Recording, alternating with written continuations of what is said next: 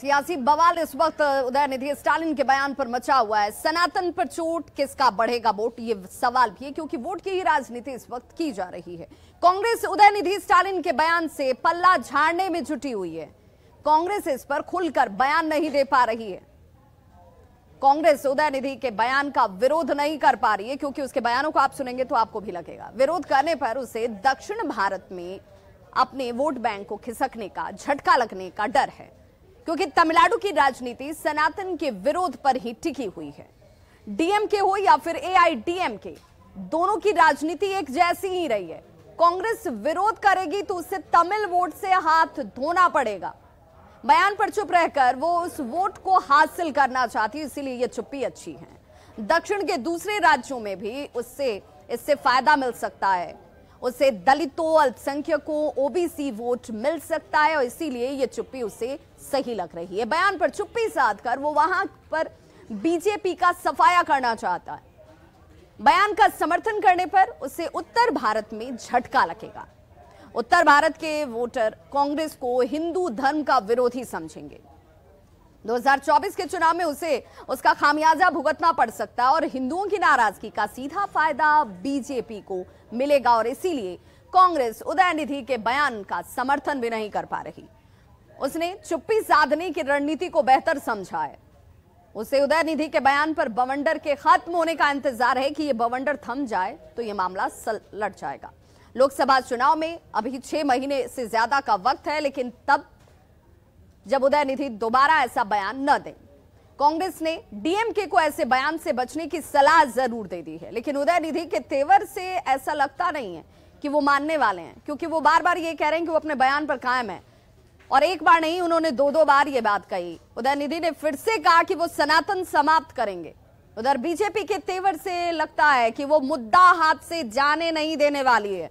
वो कांग्रेस और आईएनडीआईए को हिंदू विरोधी बताएगी। ऐसा करने से उत्तर भारत में बीजेपी का हिंदू वोट बैंक और ज्यादा मजबूत होगा।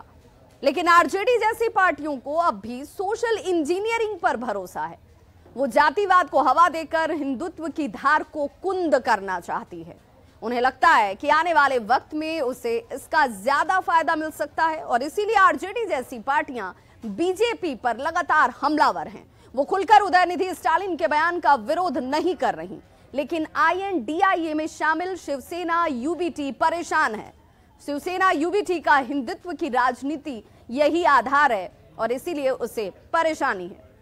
उसके सहयोगी दल सनातन को खत्म करने की बात कह रहे हैं और ऐसे में शिवसेना यूबीटी उदयनिधि के विरोध में अब उतर चुकी है।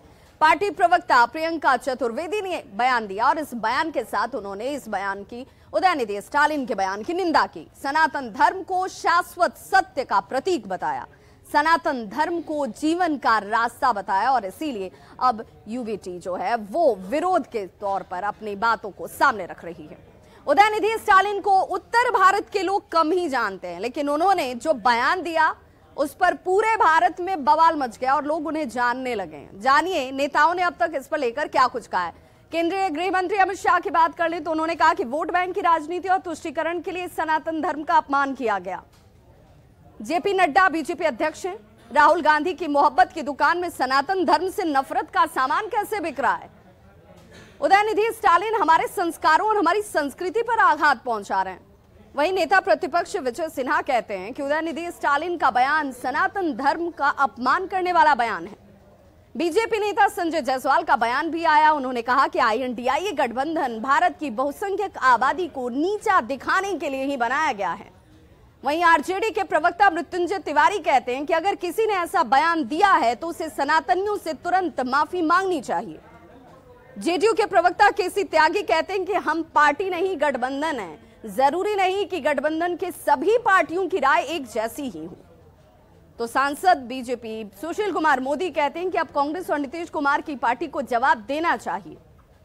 गिरिराज सिंह केंद्रीय मंत्री, उनकी तरफ से बयान आता है कि लालू और नीतीश को जवाब देना होगा कि क्या वो जातियों में बांटकर सनातन को खत्म करना चाहते हैं क्या। तो ये तमाम बयान ये बताने के लिए काफी हैं कि इस पर राजनीति जो है अपने चरम पर है। बयानों के तीर एक दूसरे पर छोड़े जा रहे हैं, लेकिन कांग्रेस की मजबूरी ये कि वो खुलकर कुछ नहीं कह रही। सनातन के विरोध में उदयनिधि स्टालिन के बयान के बाद INDIA गठबंधन बैकफुट पर है तो बीजेपी से लेकर हमलावर है। की तुष्टीकरण के लिए और एक खास समुदाय को खुश करने के लिए यह दिया गया बयान करोड़ों करोड़ जो सनातन धर्म को मानने वाले हैं उनके आस्था को ठेस पहुंचाता है। 2418 मंदिर नरेंद्र मोदी के शासनकाल में तोड़े गए। आज भी प्रधानमंत्री के संसदीय क्षेत्र के लंका थाना में 150 शिवलिंग रखा हुआ है, हाजत में बंद करके ताला बंद कर दिया। भारत माता का मंदिर तोड़ दिया, रानी सती का मंदिर तोड़ दिया गया और गणेश चतुर्थी के दिन संसद का सत्र बुला रहे हैं। इससे बड़ा सनातन धर्म का अपमान क्या होगा? जिसमें दूसरे धर्मों को गालियां देनी है तो एक दिन दूसरे धर्म के लोग भी आपको गालियां देंगे, आपके धर्म को गालियां देंगे।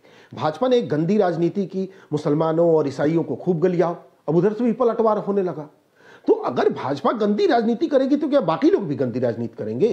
स्टालिन को इससे बचना चाहिए। हम इसे चुनावी दृष्टिकोण से नहीं देख रहे कि इस बयान का चुनाव पर क्या असर पड़ेगा, नुकसान होगा, फायदा होगा। इस बयान से समाज का नुकसान होगा। इससे 2024 में भाजपा का सफाया होना तय है। इसी से परेशान भाजपा सनातन धर्म के आड़ में सियासत बचाने का प्रयास कर रही है। ये धर्म आस्था का विषय है, हम सभी धर्मों का सम्मान करते हैं, यही इस देश की खूबसूरती है। लेकिन भारतीय जनता पार्टी क्या ज्ञान देगी? तो सनातन धर्म पर अपने विवादित बयान से सुर्खियों में आए तमिलनाडु के मुख्यमंत्री M.K. स्टालिन के बेटे और वहां की सरकार में युवा कल्याण और खेल विकास मंत्री उदयनिधि स्टालिन अब भी अपने बयान पर ही कायम हैं।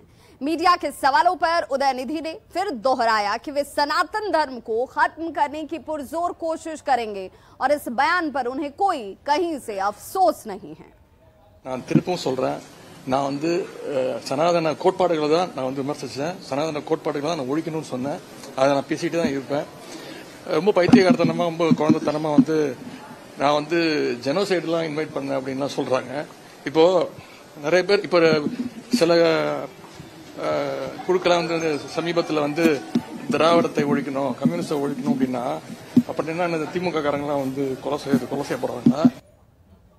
वहीं बड़ी खबर राजधानी पटना से, जहां शाहपुर कमाल विधानसभा से आरजेडी के विधायक हैं ललन यादव, उनके आवास पर चोरी हुई है। अपराधियों ने आवास में जमकर इस दौरान तोड़फोड़ भी की। पिछले 48 घंटों की बात करें तो ललन यादव के आवास पर यह दूसरी घटना। देर रात चोर पिछला दरवाजा तोड़कर घर में घुसते हैं और फिर बेसिन और नल खोलकर यहां से फरार हो जाते हैं। पूरे आवास में चारों तरफ पानी ही पानी नजर आता है।